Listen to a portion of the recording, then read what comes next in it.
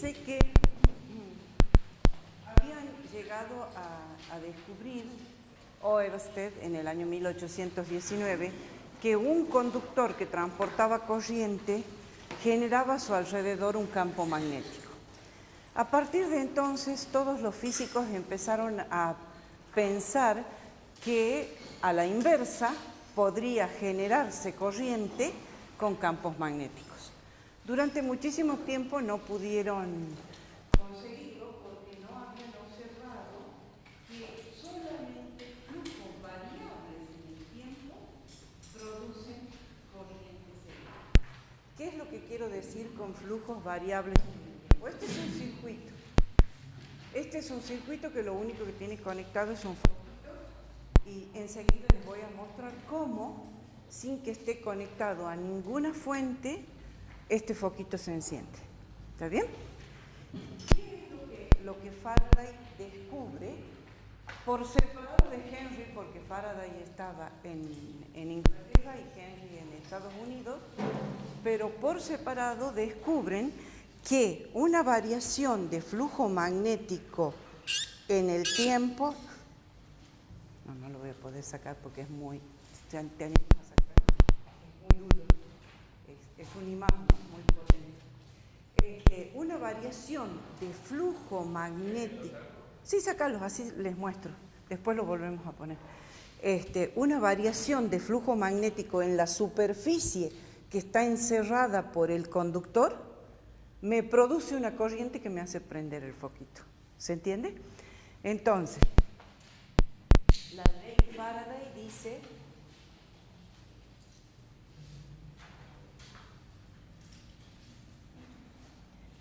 dice un flujo magnético variable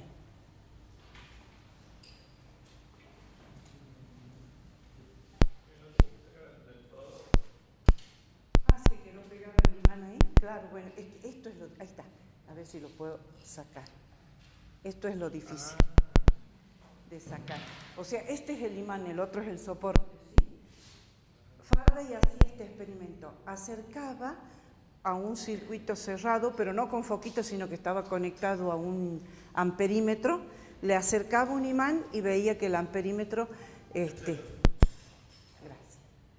veía que el amperímetro se deflectaba la aguja para un lado, y cuando lo alejaba, observaba que el amperímetro deflectaba la aguja para el otro lado, con lo cual él deduce un flujo magnético variable, ya vamos a recordar que era flujo también, un flujo magnético variable en el tiempo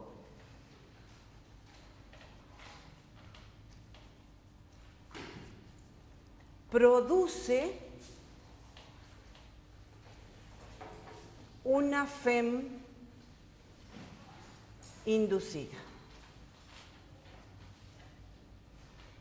En el circuito que encierra la superficie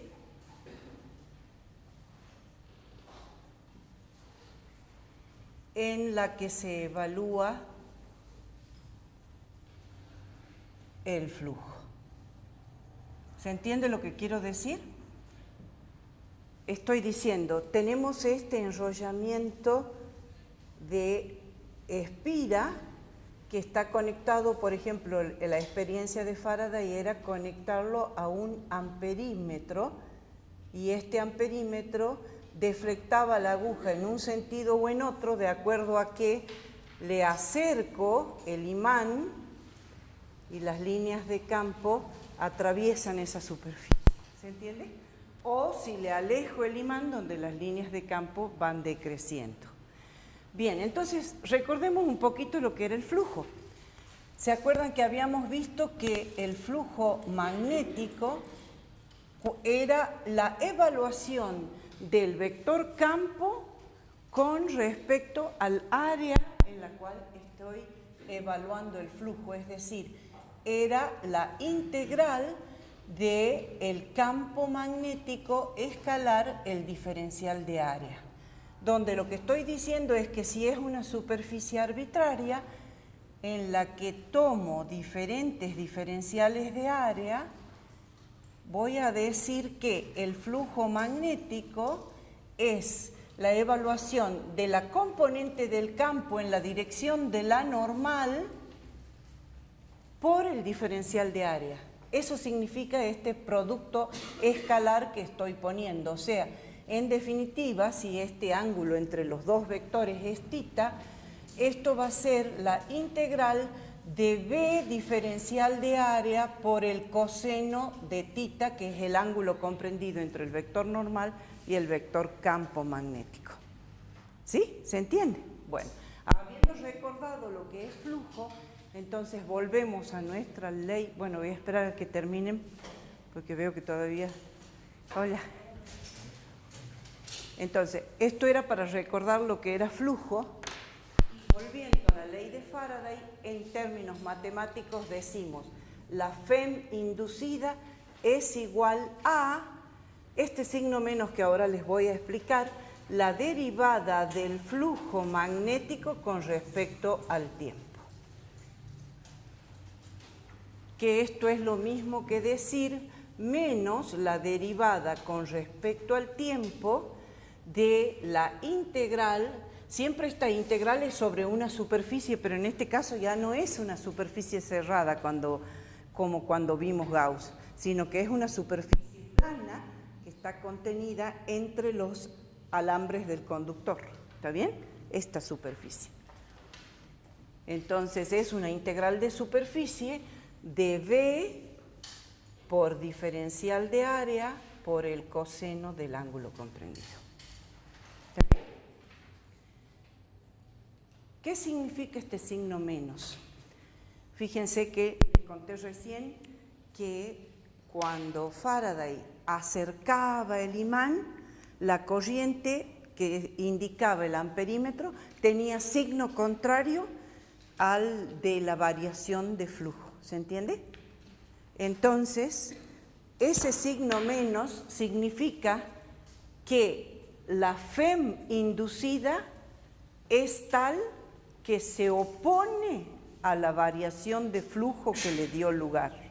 Parece un trabalengua, pero no lo es.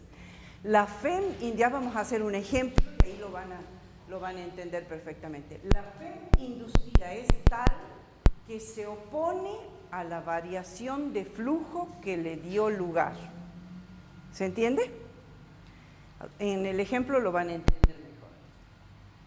Pero observamos que esto es una derivada de una función que tiene 3 términos.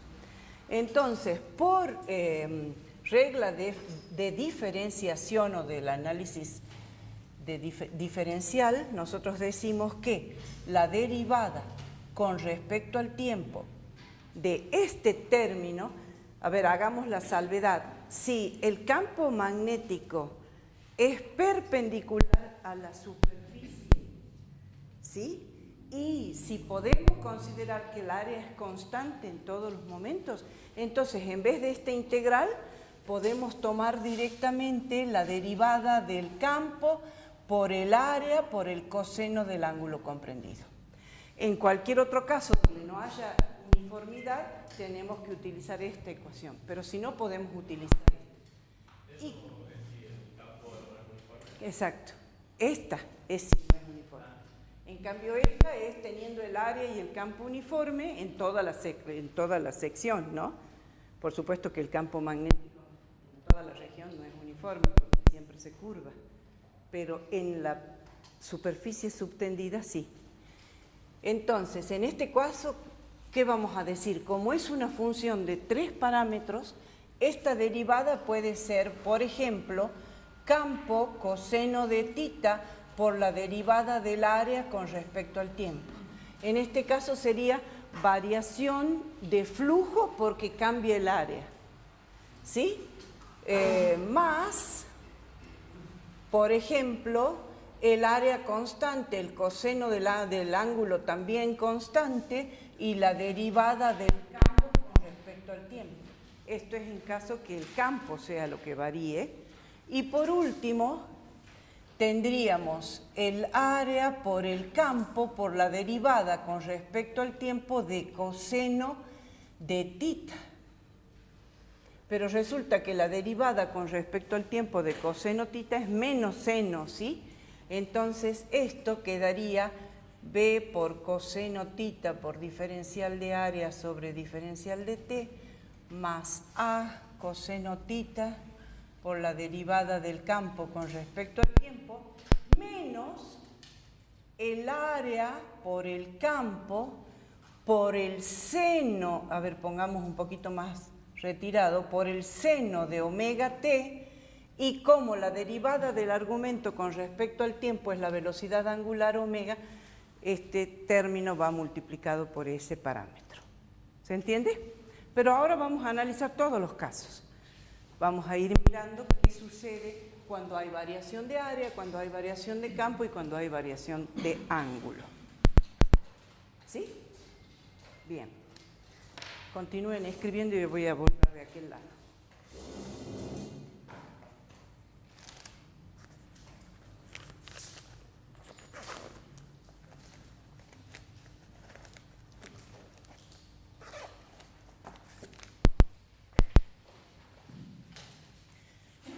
Veamos entonces el primer caso, cuando cambia el área del circuito.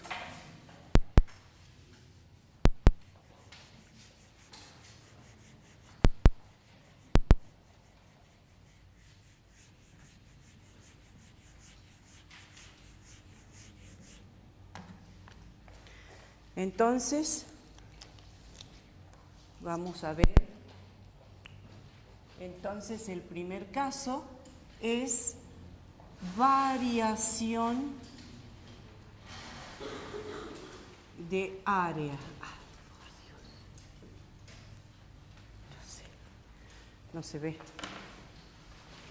Bien, supongamos que tenemos un circuito formado por un conductor que está doblado en forma de U, ¿sí? Y vamos a hacer el espesor para que veamos cómo se mueve. Y resulta que en este conductor tenemos una barra, la cual la podemos desplazar libremente aplicándole una fuerza externa.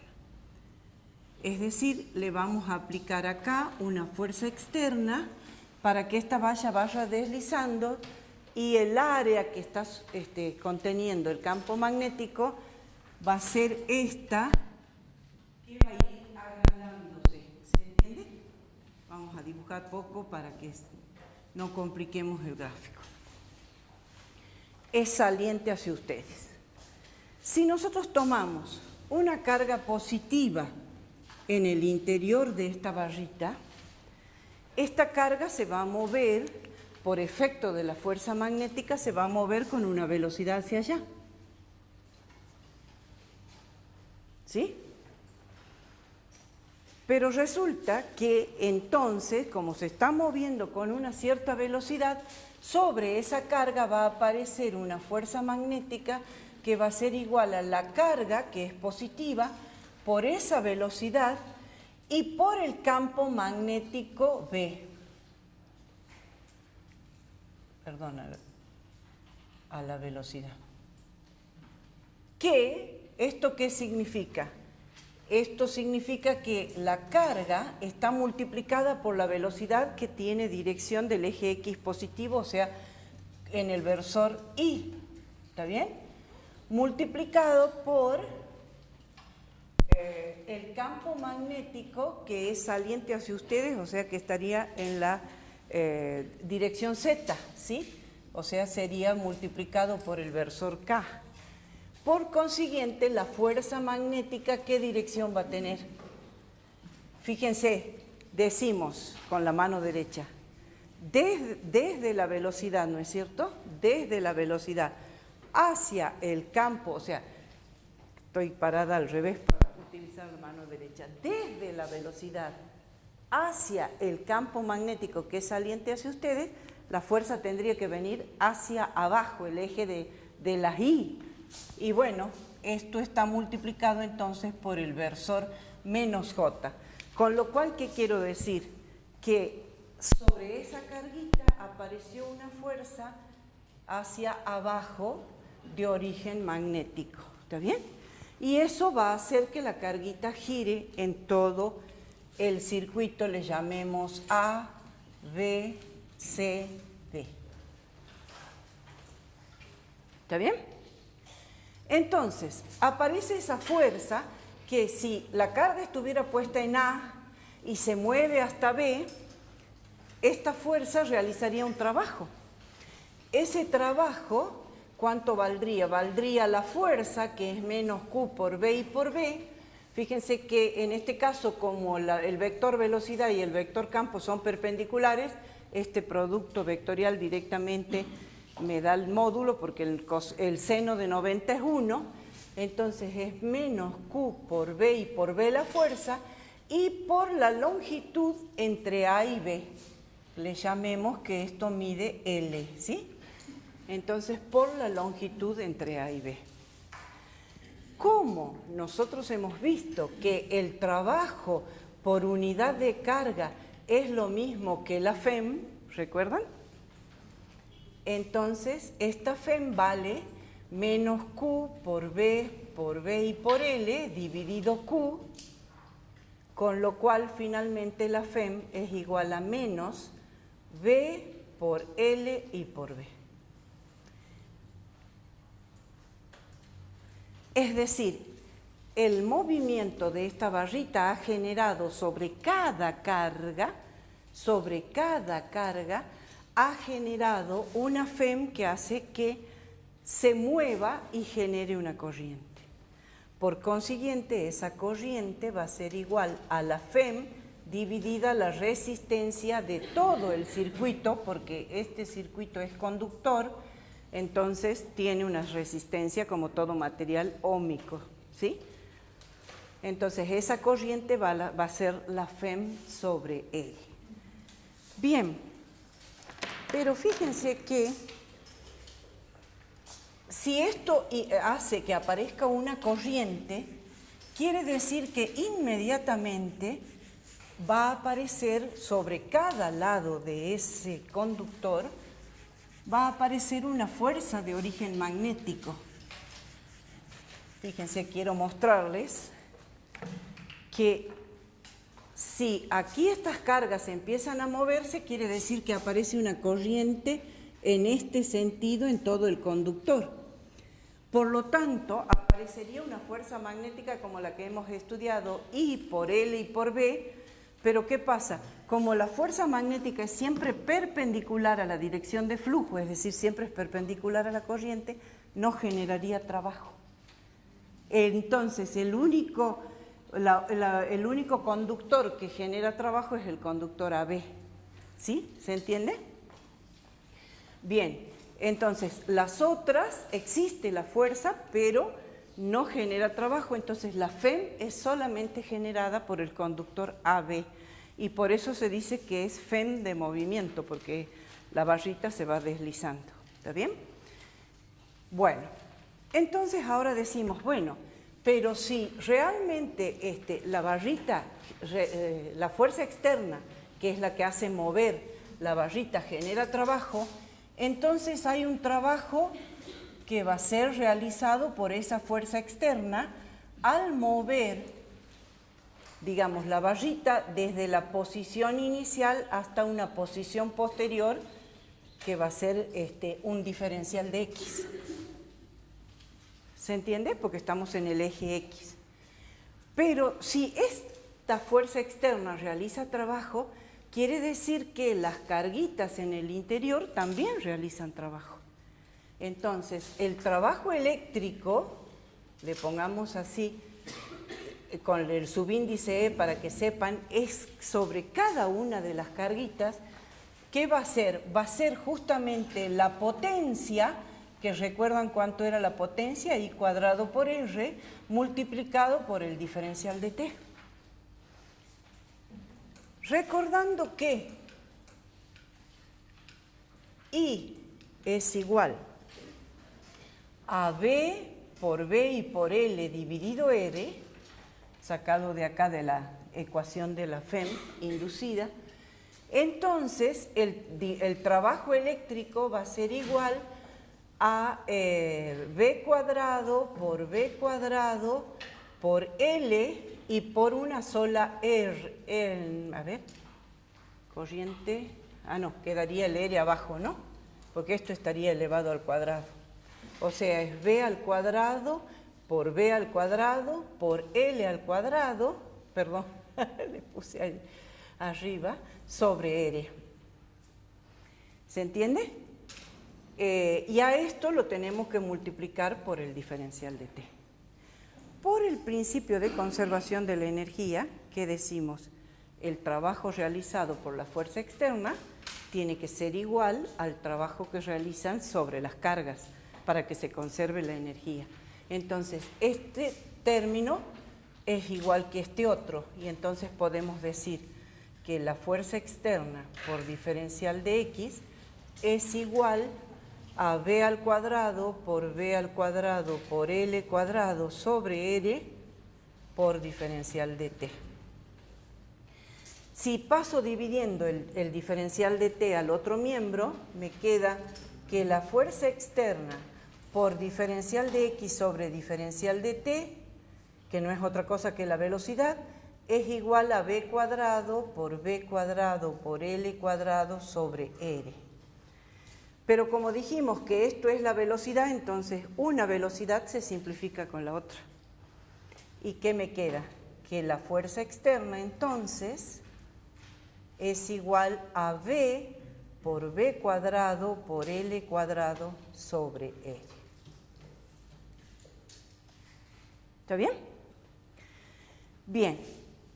Fíjense que entonces hemos encontrado la relación entre la fuerza externa aplicada y la corriente o FEM que se produce acá. ¿En qué sentido? Porque B por L y por B sobre R es corriente. ¿Está bien? Entonces hemos encontrado la relación entre la fuerza externa y la corriente que se genera en el interior. Perfecto, pero resulta que hay una reacción más. En cuanto empieza a moverse la espirita esta, o sea, en cuanto empieza a deslizarse, aparece automáticamente, como acá hay una corriente, aparece automáticamente una fuerza adicional de origen magnético que me frena. ¿Y por qué es esto? También es por el principio de conservación de la energía, porque si no, yo encontré una máquina que me generaría trabajo eternamente y haría aumentar la energía tanto como quiera, y no es real, ¿sí? Violaríamos el principio de conservación de la energía. Entonces, lo que hace esta fuerza magnética, que aparece como reacción lógica, lo que hace es impedir que esta barrita se mueva con aceleración constante. O sea, la fuerza eléctrica, digamos, la fuerza magnética que aparece en la barrita tiene que ser igual y opuesta a la fuerza externa para que esta barrita se mueva con velocidad constante. ¿Se entiende? ¿Sí? ¿No? ¿Más o menos? ¿Allá? ¿Entienden? Más o menos. ¿Quieren que volvamos a explicar? ¿Todo? Bien. Volvemos a explicar todo. Bien. Dijimos.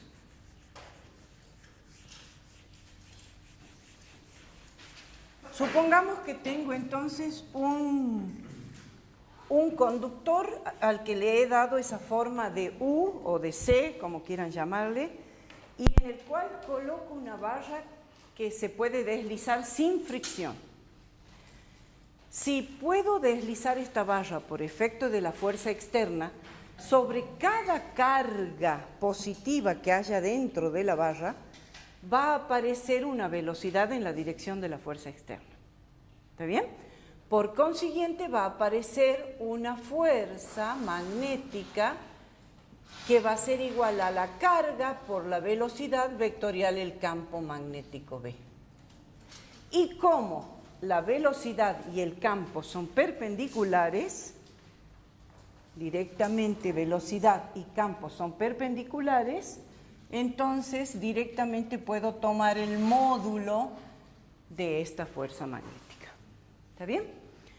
Bien, dijimos entonces que esta fuerza magnética, si me traslada la carga desde A hasta B, genera un trabajo.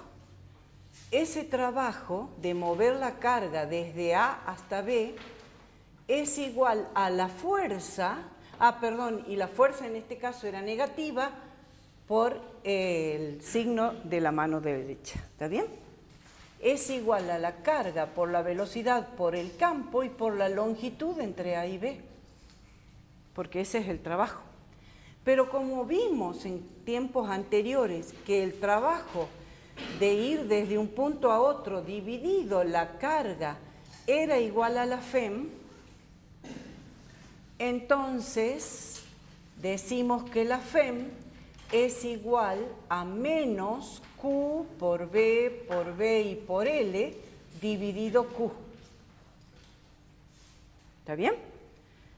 Como esto se simplifica, la FEM resulta ser igual a menos B por B y por L.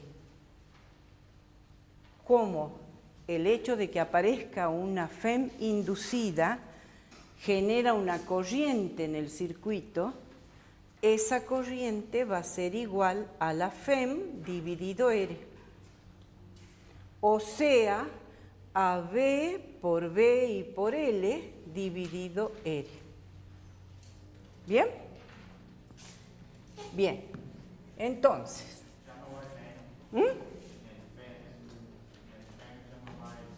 El signo menos, sí. El signo menos de la FEM. Está bien, lo que pasa es que cuando uno toma corriente, toma módulo, ¿no?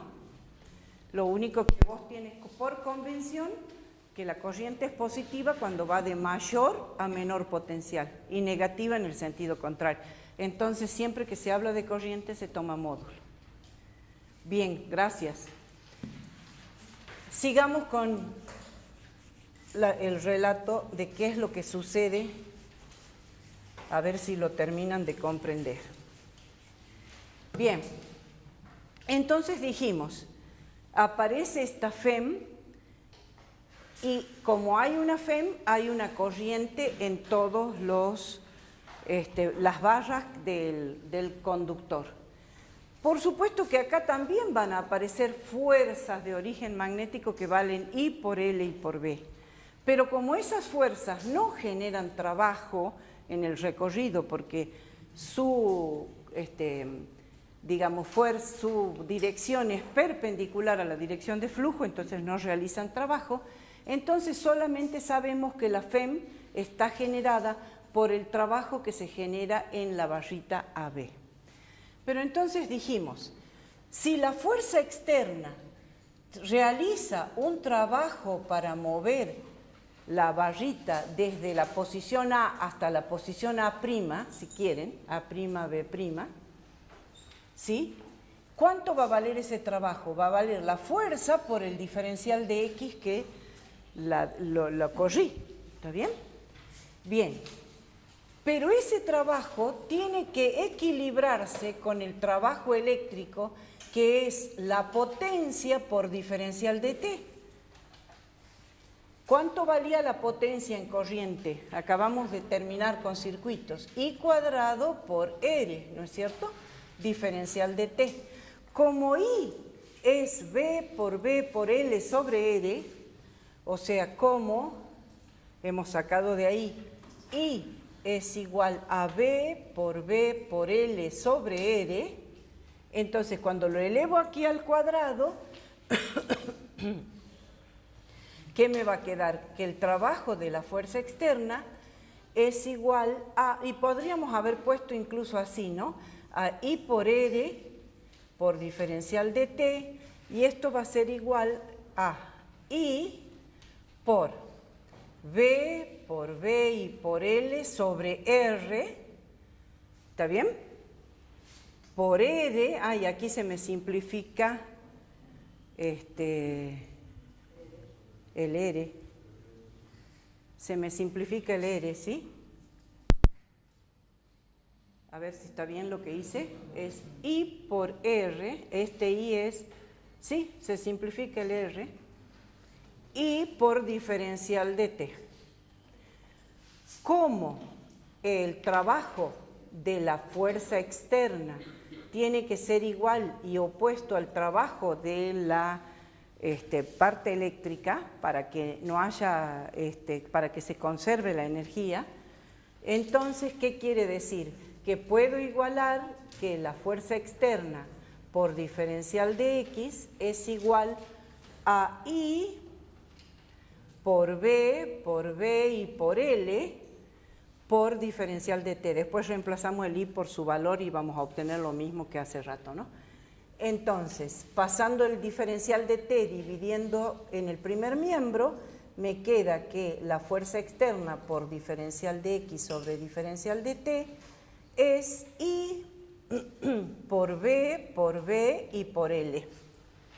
Como esto es la velocidad, entonces la fuerza externa es igual a I por B, no, perdón, aquí el B se simplificaría, I por L y por B. ¿Está bien? Pero para que veamos que... Sí, ahora vamos a llegar, voy a reemplazar I, hace rato lo había reemplazado ahí, ¿sí? Como I, la fuerza externa.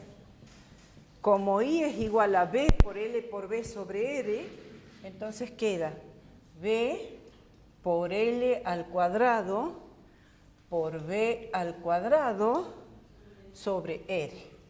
Y esta es la expresión que pusimos hace rato. Bien, esto es por un lado. Por el otro les decía, apenas le aplico la fuerza externa y esto empieza a deslizarse, acá aparecería una FEM que crecería infinitamente porque si esta fuerza le aplica una aceleración, la velocidad sería cada vez mayor. Para evitar que no se cumpla la conservación de la energía, la reacción de la barrita es generarme una fuerza magnética que se oponga a la fuerza externa. Es decir, que la fuerza externa va a ser igual a la fuerza magnética que es igual a I por la longitud AB por el campo magnético B. ¿Está bien? Entonces, nosotros conociendo la fuerza externa podemos determinar, por ejemplo, la corriente y con la corriente poder sacar la FEM, sabiendo que es la FEM sobre la corriente. O sea, depende de los datos que me den en el problema, ¿está bien? Pero bien, yo aquí hasta ahora lo único que hice es mostrarle físicamente lo que sucede con las cargas en el interior de este conductor, pero no apliqué la ley de Ampère. Veamos ahora cómo se simplifica todo este cálculo, no, la ley de Faraday, perdón, dije mal. Vamos a ver cómo simplificamos todo este cálculo si aplicamos la ley de Faraday. ¿Está bien? Entonces, por Faraday, ¿qué voy a decir?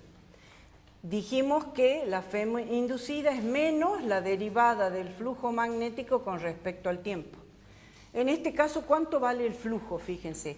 El flujo va a ser, el área es L por las distintas posiciones de X que vaya ocupando a medida que se va deslizando. Entonces, esto va a ser la derivada con respecto al tiempo de... El campo magnético permanece constante. El área entonces va a ser L por X, las distintas posiciones que va ocupando en el tiempo. Y el coseno del ángulo, acá vamos a detenernos un ratito, ¿cuánto vale? Fíjense, siempre cuando uno mira una superficie, piensa en el área como el vector normal saliente. Y en este caso el campo magnético también saliente, entonces el ángulo que se forma entre los dos vectores es igual a 0, por lo tanto este coseno vale 1. ¿Está bien? Entonces esta FEM inducida es igual a menos campo magnético constante, longitud L constante, la derivada de X con respecto al tiempo, y por 1, y como esto no es otra cosa que la velocidad, la FEM resulta V por L y por B, que era lo que habíamos visto desde un primer momento. ¿Se entiende? Miren, en 2 pasos encontré la FEM aplicando Faraday.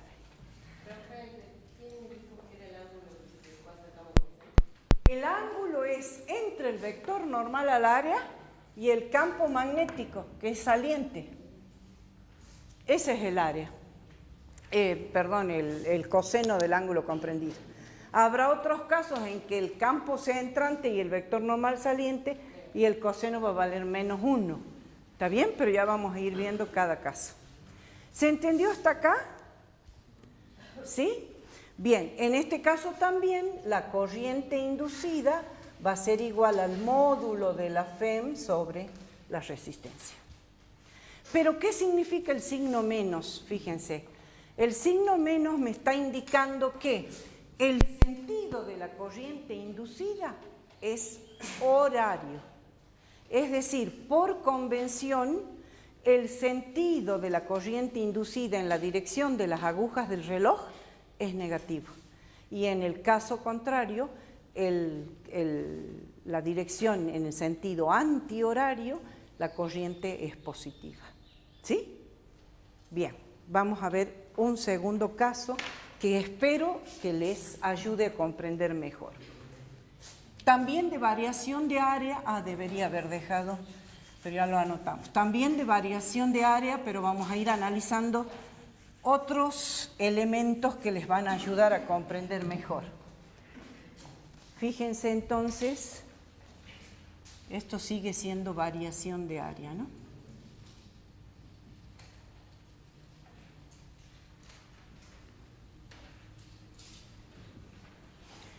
Supongamos que tenemos una región donde existe un campo magnético entrante de longitud 2L. O sea, que tenemos una región con un campo magnético suficientemente grande, esta longitud, dije, es 2L, como para que la espira pueda entrar completamente.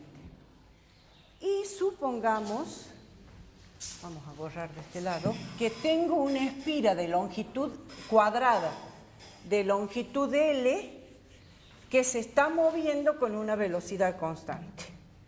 Es decir, es una segunda porque aquí estoy con una espira cerrada. Porque sigue siendo variación de área. Ahora estamos analizando cambio de flujo por variación de área, nada más.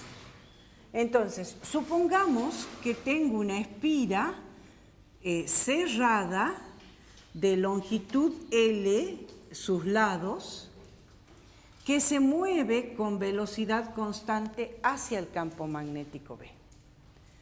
Por lo cual, vamos a ir analizando 2 cosas. ¿Qué pasa primero con el flujo? Y después, ¿qué pasa con la FEM inducida?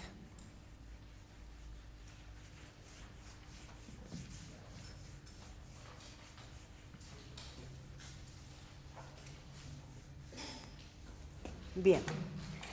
Fíjense, entonces voy a hacerles un gráfico donde analicemos flujo por el tiempo. ¿Está bien? Fíjense, al cabo de unos segundos, esta espirita comenzó a entrar por efecto de esta velocidad que para tenerla saben que tengo que aplicarle una fuerza externa. Entonces, el flujo, que inicialmente era 0 porque por acá no pasaba ninguna línea de campo, entonces el flujo empieza a crecer. A medida que va ingresando, el flujo empieza a crecer hasta el tiempo que va a ser igual a L sobre la velocidad. Es decir, el tiempo que tarde en ingresar el lado L en el campo magnético B. ¿Sí? Después que la espirita entró completamente, es decir, cuando está toda metida en el campo magnético, ¿qué pasa con el flujo? El flujo va a ser uniforme, es decir, se va a mantener constante hasta que avance las dos L. ¿Se entiende? Es decir, hasta un tiempo posterior que va a ser igual a 2L sobre B, el flujo se va a mantener constante. ¿Se entiende? Y una vez que la espirita se corrió de tal forma que ahora empieza a salir, es decir, ya tiene parte fuera, ¿qué sucede? El flujo va a ir decreciendo hasta hacerse cero otra vez para un tiempo igual a 3L sobre la velocidad. ¿Se entendió lo que estoy diciendo? Es decir, el flujo es variable cuando ingresa, después se mantiene constante mientras permanece dentro del campo magnético y después vuelve a ser variable cuando sale porque decae. Entonces vamos a analizar los tres tiempos, ¿sí? Entonces digamos, desde 0 hasta, o sea, para un tiempo t que varía desde 0 hasta L sobre B, ¿qué va a pasar? Fíjense, recuerden que el flujo en este caso es igual al campo por el área, que el área va a ser L por X también, porque fíjense que la componente X es la que va creciendo hasta hacerse completa o va decreciendo hasta hacerse cero. Entonces, el campo por el área, y aquí sí tenemos que tener cuidado porque el coseno del ángulo va a ser -1. Vector campo entrante y vector área saliente, el coseno de 180 es -1. ¿Está bien? O sea que este flujo es menos B por L y por X. Bien, veamos cuánto vale la FEM inducida en este caso. En este caso es menos la derivada del flujo con respecto al tiempo y esto va a ser igual a menos B por L por menos la derivada de X con respecto al tiempo porque era negativo este flujo. ¿Está bien? ¿Y esto qué me queda? Me queda B por L y por B positivo. Con lo cual, ahora vamos a mirar cómo es B por L y por B es mi FEM y la corriente inducida va a ser igual a esta FEM dividida la resistencia de esta espira. ¿Está bien? ¿Qué significa el signo menos de acuerdo a lo que les dije? Que la corriente inducida tiene que tener sentido antihorario. Bien, lo corroboremos. Fíjense, como cuando esto empieza a entrar, las líneas de campo van creciendo. ¿Qué quiero decir con esto? Quiero decir que en un primer instante están atravesando una línea de campo, en el siguiente ya están atravesando 2 o 3 más, y así sucesivamente. La reacción de la espira es generarme un campo que se oponga al crecimiento de este. Es decir, el campo inducido tiene que ser opuesto al crecimiento de este. Con lo cual, si el campo es opuesto, la corriente tiene que tener este sentido, es decir, que la corriente va a ser en sentido antihorario. ¿Se entiende? Y por eso me da positivo acá. ¿Lo entienden? Esto es fundamental. El signo S me da otra ley que se llama ley de Lenz. y que es justamente el que descubre que la FEM inducida se oponía a la variación de flujo. ¿Está bien? Bien. ¿Qué pasa ahora cuando ya tengo todo la espira dentro del campo magnético? Es decir, para un tiempo que varía entre L sobre B y 2L sobre B. Sí. El sentido de la corriente es así. Si las líneas de campo van creciendo, entonces la FEM inducida se va a oponer al crecimiento. Como era entrante, la FEM inducida te va a generar un campo saliente y para que sea saliente vos tenés que circularla con la mano derecha. Entonces la corriente es antihorario. ¿Está bien? En el caso entre el tiempo igual a L sobre B y el tiempo 2L sobre B, dijimos que no hay variación de flujo porque la espira está siempre dentro del campo. Entonces, como la derivada del flujo con respecto al tiempo es igual a 0 porque no hay variación de flujo, quiere decir que la FEM también va a ser igual a 0. Y por último, vamos a ver qué pasa en el tiempo de salida, es decir, cuando el tiempo va desde 2L sobre la velocidad hasta 3L sobre B y más. ¿Está bien? No es que se va a detener justo ahí, no, se va a seguir moviendo. ¿Qué pasa en este tiempo? Veamos. En este momento la derivada, o sea, menos la derivada del flujo con respecto al tiempo, va a ser menos B por L y por la derivada de X con respecto al tiempo, que también ahora le vamos a poner directamente, fíjense, el signo menos de acá con el menos del flujo le voy a poner más, porque antes me daba positivo. Pero resulta que en este caso la derivada de X con respecto al tiempo es negativa porque la pendiente es negativa. Entonces ahora acá aparece el signo negativo de la derivada y resulta que la FEM en este caso es menos B por L y por B, y por consiguiente la corriente va a ser el módulo sobre la resistencia. ¿Pero qué quiere decir este signo? En realidad no debería haberlo puesto acá porque acá estamos tomando módulo.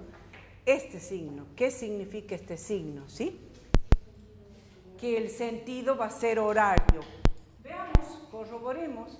Fíjense, a medida que va saliendo, las líneas de campo se van haciendo menores. Cuando la espirita ya esté por acá, voy a estar atravesando una sola línea de campo. ¿Cuál es la reacción de la espira? Va a reaccionar de tal forma que el campo que genere colabore con el campo que se está achicando. Entonces, el campo inducido va a ser entrante. Y en este caso decimos campo entrante, la corriente tiene sentido horario, que es negativo. ¿Se entiende? Entonces, ustedes teniendo en cuenta siempre el signo del coseno del ángulo, no se van a equivocar con el signo de la FEM. ¿Sí? Bien, me falta nada más dibujar en otro sistema de ejes, dibujar la FEM en función del tiempo.